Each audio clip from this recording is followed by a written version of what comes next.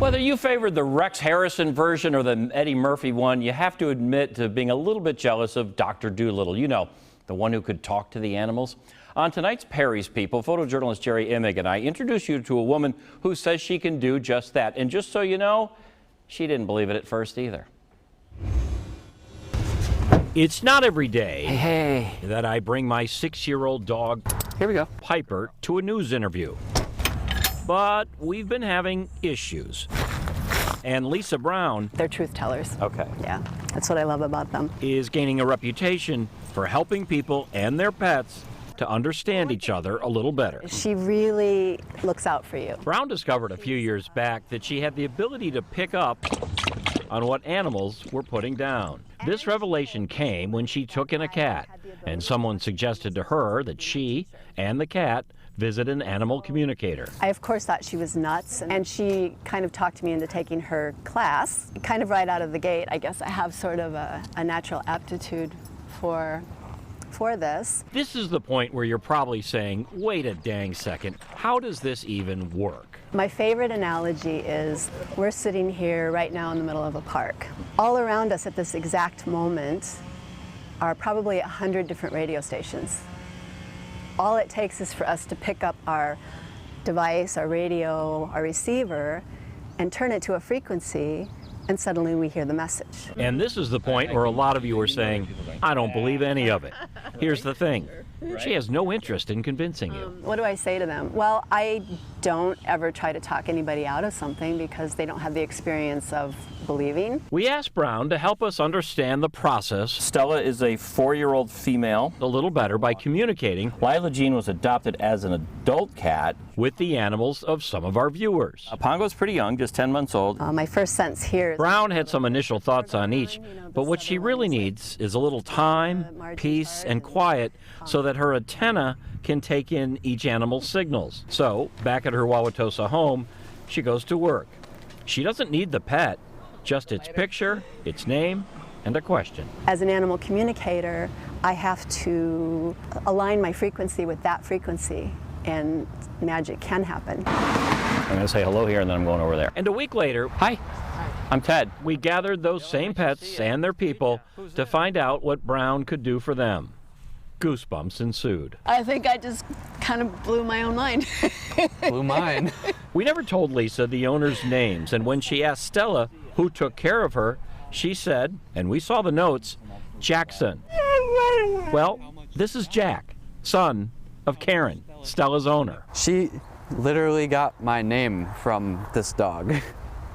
She knew Jack before I even gave her my name. But what convinced Karen that something really did happen here She has a really clear sense of purpose. was what Lisa said about Stella feeling like a therapy dog. She's really been a big help, I guess, to our whole family, but a lot to Jack. Are we going to talk for a few minutes? Lila Jean was a bit cold about the idea of being on camera, but Lisa mentioned something that helped to melt the outlook. She loves the radiator heat. A big fan of radiator sunshine glued right to it.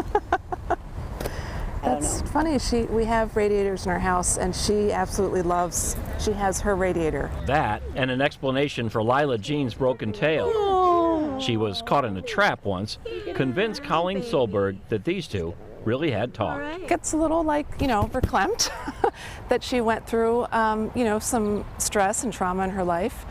But I'm just so happy that we have her and that I know she's happy in her house and that we're taking care of her. Our next contestant is a horse. Come on, eat all you want. We got plenty. Where that came from. Pixie is a dwarf miniature horse, and this is the part of the story where I tell you I screwed up. You see, I sent to Lisa Pixie's name and location, but I inadvertently sent in a picture of Matthew. Matthew is a donkey, not a miniature horse. And, well, didn't I feel like a bit of a, well, doesn't matter. As it turns out, in a way, it was Lisa's finest hour. I didn't see her picture, but when I communicated with her, my feeling was I wanted to massage her legs. But her legs and her lower back feel very uncomfortable. And And then I see her and she has the bandages on. Pixie does indeed have leg issues, and because her owner works for equestrian vets, she's getting the best care possible. We had a little of an interesting occurrence happen here. But still, Lisa wouldn't have known that because some donkey sent her a picture of a donkey. Still, put Pixie's owner down as slightly skeptical, but still sort of impressed. She was on base with multiple things, so am I less skeptical? Yes. We have Pongo here today. And finally, the conversation with a Pomeranian named Pongo. Pongo is a really interesting array of things to talk about. There's a cat issue in their West Bend home, but Pongo isn't blaming the cats. He's blaming Sue, the head of the household. He wants her to take charge of all the chaos. Your dog wants you to be the alpha dog. Okay. Your dog wants you to be confident. Your dog wants you to have a sense of inner knowing. Pongo also said he wanted a name change, something more masculine. Sue will ponder that. She is in charge, after all, which is what Pongo said he wanted. At least he had a small say in the matter. It's so valuable, and I love it when the animals have a voice. I love it when they get their word across. And would you believe we have an update for you tonight? Sue gave it a little thought and told us that she's listened to her dog, who is no longer named Pongo. He now goes by the name Bolt.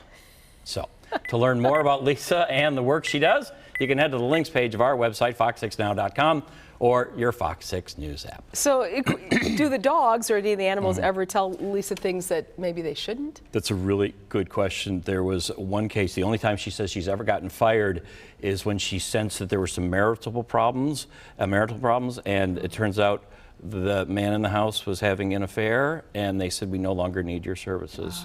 And that all came from the dog. Apparently, there were 2 dogs in the house, if you know what I mean. Yeah.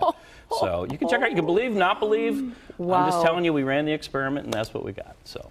I've called you a donkey before, but affectionately. Yes, I hope. I'm quiet. All right. Great story. Ted, thank you for that. 2 men